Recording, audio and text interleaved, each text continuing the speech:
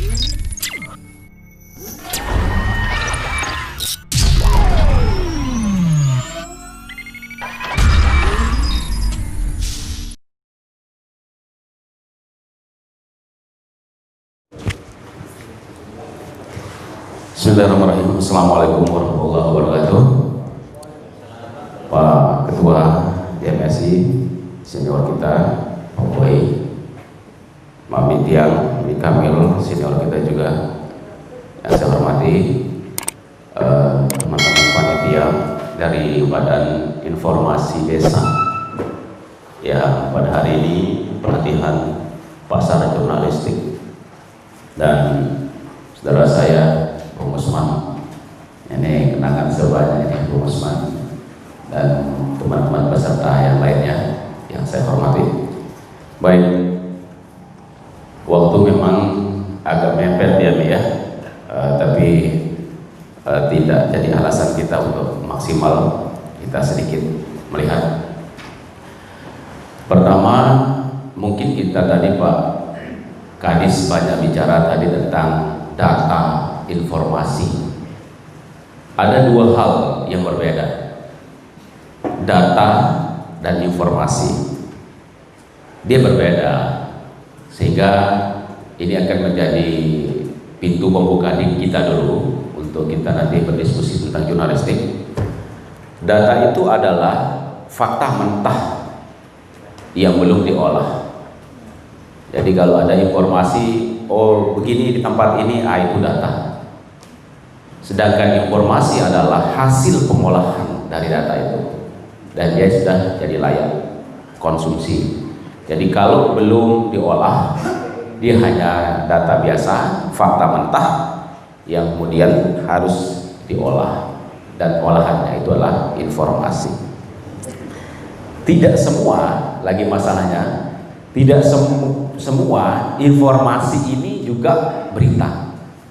Nah ini juga kan lebih masuk lagi nanti kita pada unsur-unsur berita, elemen-elemen berita. Ada orang menyampaikan, oh ada terjadi begini-begini. Tidak semua ditelan mentah-mentah itu menjadi berita. Ada unsurnya. Karena unsur-unsur berita ini juga pendekatan-pendekatan ilmu pengetahuan. Apa bedanya news, berita itu, dengan medsos? Ini kan sering tantangan hari ini kemudian adalah musuh terbesar media itu adalah medsos. Dia adalah kompetitornya. Bukan kita berkompetitor dengan media-media yang lain, satu media dengan lain, tidak. Tapi kompetitor media hari ini adalah medsos. Wartawan masih mencari data, medsos sudah post. Itu ya. Semua orang ngepost fakta ini. Bedanya di mana? Wartawan harus mengkonfirmasi. Kalau di medsos tanpa konfirmasi, hantam, tayang saja kan, siaran langsung lah atau apa, tayang kan, itu bedanya. Nah karya-karya jurnalistik itu adalah dia melalui konfirmasi. Nah karena kita mau bicara tentang jurnalistik, maka kita harus ideal berbicara tentang konsep jurnalistik. Kalau kecepatan, kalah cepat kita dengan medsos. Hari ini udah Facebook macam banyak post sana sini, wah cepat gitu ya, itu kecepatan. Nah karena dia tidak melakukan konfirmasi, wartawan melakukan konfirmasi, di sana bedanya kita. Karya-karya jurnalistik melalui konfirmasi. Nah ini ya, baru dia menjadi karya jurnalistik. Harus kita konfirmasi. Konfirmasi data, wawancara kurang data. Wartawan bukan dia tidak tahu, tapi nggak boleh dia menulis kalau tidak ada sumbernya. Bukan dia tidak paham tentang banyak hal ya, tapi kita butuh orang untuk berbicara, menjadi narasumber kita. Konfirmasi atas data yang kita miliki. Ini dulu jalan pikiran kita, sehingga dia akan membedakan kita nanti dengan karya-karya yang terkonfirmasi dengan tidak terkonfirmasi. Nah, pertanyaannya sekarang, apakah ilmu jurnalistik Orang yang menekuni ilmu jurnalistik pasti produknya satu, karya jurnalistik. Tidak ada produk lain. Orang yang menekuni ilmu jurnalistik, orang yang menekuni profesi jurnalistik, produknya berita. Itu produk yang dihasilkan, berita. Itu karya jurnalistik. Karya jurnalistik itulah berita. Apakah kita ini jurnalis sebenarnya? Ini ya sebenarnya kita ini adalah pintar, pandai dalam bertutur. Tapi kelemahan kita semua kadang-kadang menuangkan tuturan itu dalam tulisan. Nah, ini yang sering terjadi. Kan hari ini kan kita ingin sebenarnya mendokumentasikan hasil tuturan kita menjadi karya yang kemudian bisa dibaca. Kan ini masalahnya. Kalau misalnya sekarang saya misalnya datang, oh tadi saya jumpa di jalan ada kecelakaan, saya ceritakan ke rumah gede yang beliau, tadi ini ada kecelakaan di sana, ngone saya di jalan tadi bercerita dengan orang, saya ceritakan begini, 1 jam saya ceritakan, detil saya ceritakan, pada pukulnya saya ceritakan, tempat saya ketemu semua saya ceritakan detil. Tapi mami bilang coba tulis, kadang-kadang kita tidak selengkap itu. Padahal kita sedang menceritakan tadi karya jurnalistik, gitu ya. Kalau kita bercerita, pandai sekali kita bercerita ini, lengkap. 5W-nya 1H itu semua unsurnya masuk, kan gitu ya. Tetapi kalau kita menulis, kadang-kadang kita ini dari mulai kan, dari mana kita mulai menulis, terus katanya juga tidak teratur, gitu ya. Tapi kalau cerita detil kita. Kata per kata kita jumpa dengan orang, kita ceritakan, kita tuturkan gitu ya. Ini juga jadi tanda. Sesungguhnya kita adalah pewarta. Kita semua memiliki kemampuan untuk menceritakan fakta, menceritakan peristiwa. Karena berita itu memang laporan peristiwa, laporan kejadian. Nah, itu dia. Nah, sekarang tantangan kita adalah dari mana kita mulai gitu kan? Dari mana kita mulai menulis? Siapa mengatakan apa, di mana, kapan, sudah selesai dia. Dia sudah news. Siapa mengatakan apa, di mana, kapan dia mengatakannya, apa yang dia katakan, news. Ya, soal style saja. Ada wartawan barangkali yang mulai dari siapa yang mengatakan apa. Kepala Dinas Sumber Daya Masyarakat dan Desa tadi kan Pak Hairi mengatakan, gitu, senior. Oh iya, karena persiapan rakerda JMSI hari ini. Ya, salam. Makasih Pak Tua. Nah, selamat jalan Pak Tua.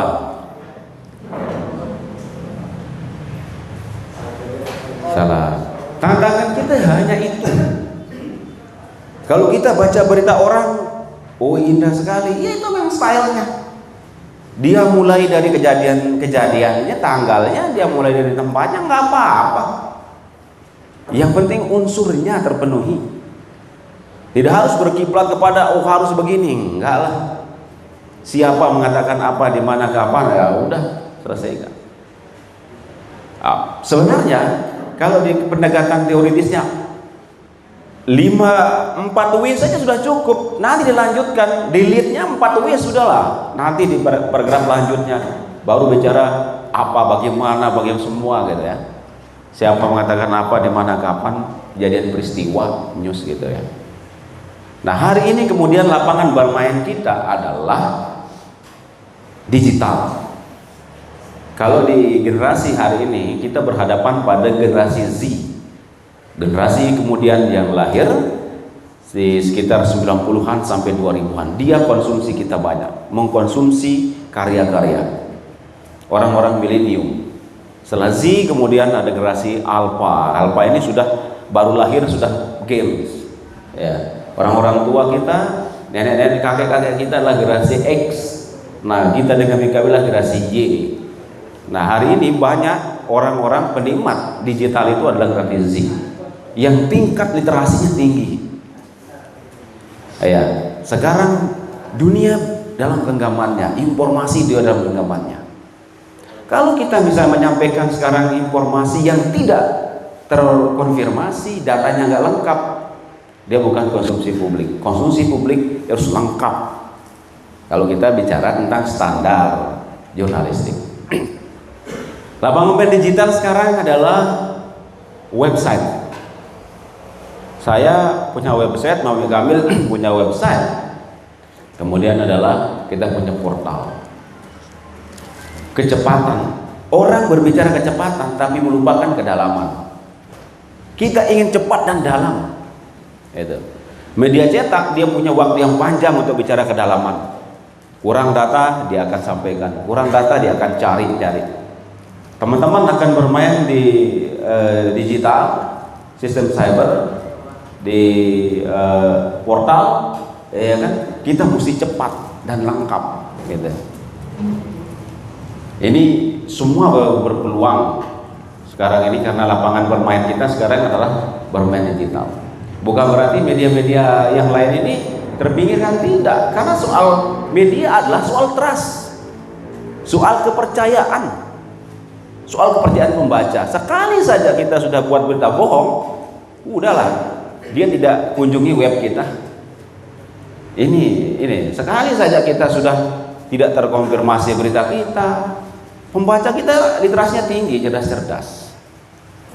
Jangan asal post karena kita mau cepat. Nah, ini juga kelemahan kita kadang-kadang kan, di media cepat tidak terkonfirmasi. Karena media hari ini berbicara tentang kebenaran, walaupun tidak satu-satunya alat ukur kebenaran. Tapi hari ini masih terpercaya sebuah lembaga yang berbicara tentang kebenaran.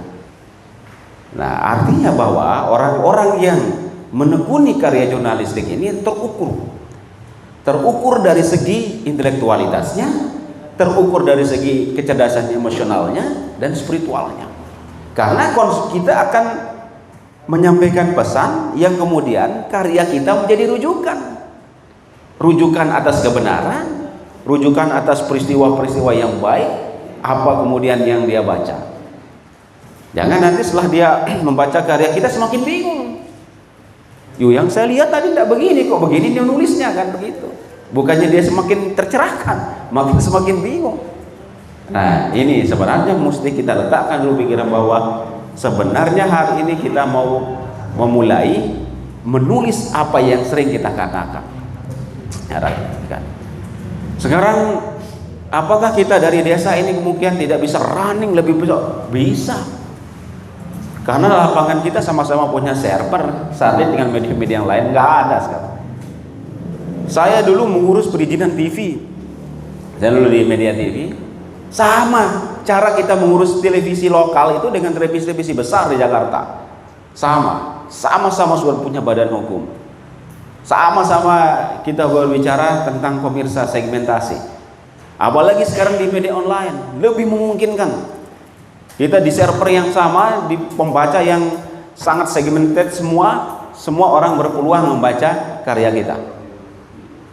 Ya, karya-karya yang baiklah sekarang yang menjadi perhatian kita. Lalu pertanyaannya kadang-kadang gini, orang selalu terjebak soal isu ya. Soal isu ini adalah soal bobot berita, kadang-kadang begitu. Apakah berita-berita yang narasumbernya di Selong itu hebat-hebat? Enggak juga. Soal berita ini soal karya menggugah. Kalau kita misalnya di desa, kita mampu menghasilkan karya yang humanistik, yang mampu memberikan pikiran-pikiran inspiratif, itu karya yang luar biasa. Gitu. Nah kan orang berpikir, oh ini posisi harus begini, ini jadi narasumber. Bisa dibalik. Kalau petani sukses berbicara tentang bagaimana pola tanam yang sukses, dia mampu mengatur irama tanamnya yang bagus, dengan irigasi yang bagus, dengan sentuh-sentuhan teknologi sederhana, tapi hasil produksinya bertonton, itu sudah berita luar biasa. Gitu kan? Jadi mesti ada hal-hal yang besar yang bisa lahir juga sebenarnya dari desa, dari kampung. Saya juga orang kampung, banyak menulis juga hal-hal tentang di desa. Nah ini yang penting kita mesti sikapi. Lalu kadang-kadang ada elemen, kita rangkum saja, kita diskusi. Yang mana sih sebenarnya yang orang mau baca itu kan? Ada elemen di berita itu, ada elemen-elemennya yang mesti ada. Misalnya apa yang kita sajikan ini kemudian paling penting ada unsur kedekatan. Kalau saya ada unsur kedekatannya itu, misalnya kalau sekarang kita di desa lah misalnya ya, kita ceritakan tadi soal pola tanam apa, narasumber kita amak kita lah di sini dengan sukses, orang akan senang, para petani akan senang membacanya karena ada unsur kedekatan. Ya kan, banyak petani-petani kita yang butuh referensi bagaimana budaya anggur yang bagus. Ya kan, unsur kedekatannya ada. Karena apa yang menjadi konsentrasi orang, kebingungan orang cara tanam anggur apa, tapi kita mampu ceritakan detail dengan kisah suksesnya yang bagus, itu juga bagus. Ya ini soal kedekatan ini yang paling penting. Orang akan lebih senang membaca yang ada dekat dengan dia. Misalnya di Setungkep terjadi apa bencana ini misalnya kan, di Kondor terjadi ini. Di Gerumpung terjadi ini, orang akan lebih senang mengkonsumsi itu karena ada unsur kedekatannya. Kadang-kadang kita nggak tahu karena kita nggak pernah diceritakan dalam bentuk dokumen. Ya kan, kalau dalam bentuk dokumen tulisan misalkan bagaimana satu potensi kita disepit, tapi kita tulis dia. Banyak potensi ini tapi kita hanya mendengar. Kita dengar diceritakan. Nah, itu tidak monumental, tidak abadi. Karena jejak digital itu dia penting, sekian tahun akan datang itu masih tertinggal dan bisa menjadi referensi-referensi. Nah, ini penting mendokumentasikan pikiran, mendokumentasikan potensi-potensi kita. Ini. Terus yang paling penting kemudian adalah informasi itu orang butuhkan. Sekarang misalnya simpang siur soal dana penerima bansos BLT misalnya, orang butuh untuk tahu itu, ya kan? Apa kira-kira orang butuh ingin tahu? Kita ambil, kita ulas. Oh ini datanya, ini caranya. Orang ingin tahu, orang butuh tentang dirinya. Ini elemen-elemen yang dia bicara tentang kedekatan, dia bicara tentang menarik, dia ingin tahu dan lain sebagainya. Nah, terus pertanyaannya juga adalah apakah dia susah kita buat berita ini? Enggak, tidak. Di Facebook setiap hari kita menulis status. Sesungguhnya kita sedang menjadi wartawan, tapi kita tidak konfirmasi sehingga tidak dikatakan karya jurnalistik. Hanya itu bedanya. Setiap hari kita buka status. Saat ini saya berada di pantai. Saat ini masyarakat di pantai ini, itu kalian sedang buat karya. Iya, saat ini saya sedang di open tembakau, kita foto diri kita di sungai banjir ini. Kita sedang membuat karya, tetapi belum dikatakan karya jurnalistik karena unsurnya belum masuk. Kepala desa belum masuk menjelaskan bahwa bencana banjir yang terjadi ini korbannya sekian. Ya misalnya kan korban juga, kemarin saya ini tiba-tiba hujan belum masuk. Terus kita belum bilang hari itu saya hari Kamis datang ini belum masuk. Kalau udah masuk itu news. Gitu. Hanya itu. Kita belum masukkan unsur-unsurnya saja. Setiap hari kita buat status di Facebook panjang-panjang lagi. Ya kan? Panjang kita buat cerita di Facebook itu. Tapi belum dia menjadi karya jurnalistik karena belum ada unsurnya. Unsur-unsur berita belum dimasukkan. Itu.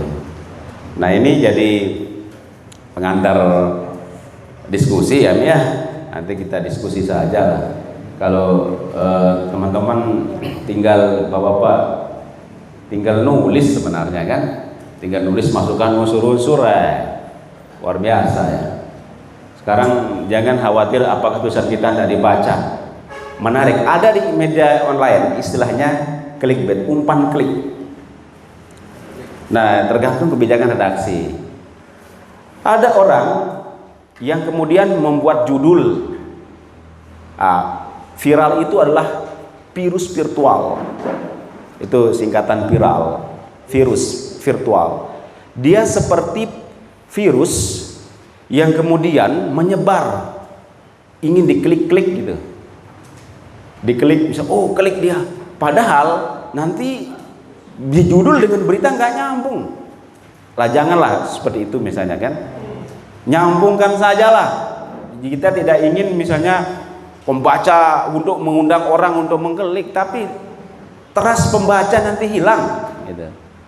Nah ini ya, ini yang sebenarnya jangan khawatir karya kita tidak dibaca. Tapi kalau tulisan kita menggugah, inspiratif. Sekarang orang ingin bicara tentang yang inspiratif. Sukses story, sukses petani, sukses apa saja, budidaya semua. Itu lebih senang.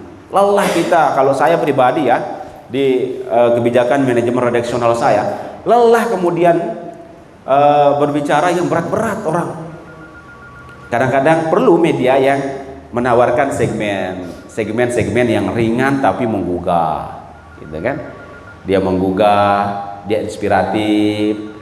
Bagaimana budidaya melon, bagaimana semangka, tapi dia suksesnya begini. Pengusaha-pengusaha yang dari nol, yang dulunya dari nol, tidak bersekolah tapi dengan kerja keras mampu menghasilkan satu usaha luar biasa. Itu news yang luar biasa. Iya, apalagi menjadi inspirasi di desa. Itu barangkali nanti kita diskusi lebih lengkapnya. Assalamualaikum warahmatullahi wabarakatuh.